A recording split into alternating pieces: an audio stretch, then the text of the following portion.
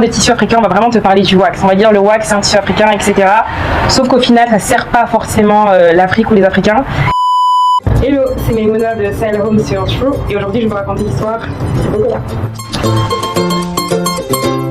Le Bogolan, c'est un tissu qui tient ses origines de l'Afrique de l'Ouest, du Mali principalement, même si aujourd'hui il est confectionné dans cette grande partie comme au Sénégal, en Guinée, au Burkina Faso. En fait, ça veut à la fois dire le tissu qui vient de la terre, mais c'est également la méthode de confection. Il est conçu à base de fibres de coton.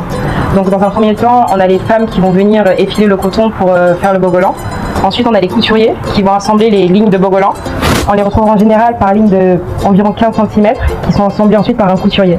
Et c'est un tissu 100% africain, contrairement par exemple dans la culture collective au wax qui est associé à l'Afrique, qui lui n'est pas du tout un tissu africain.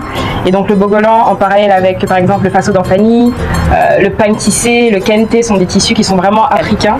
Et aujourd'hui le Bogolan il est utilisé de manière banalisée, alors qu'initialement c'était beaucoup plus pour la royauté, pour les personnes qui étaient issues de la noblesse. Et aujourd'hui maintenant il prend beaucoup plus d'ampleur et il sort de plus en plus du continent africain. Moi j'étais vraiment à la recherche d'un tissu qui avait une identité vraiment africaine. Et donc quand j'ai découvert le Bogolan, je me suis dit au-delà des vêtements, qu'est-ce qu'on peut en faire? Et donc j'ai commencé à en faire des meubles, à en faire des objets de décoration, à faire des vêtements mais un peu qui sortaient de l'ordinaire et qui étaient modernes par rapport à ce qu'on pouvait faire initialement et qui avaient une histoire tout simplement et c'est un tissu que j'adore.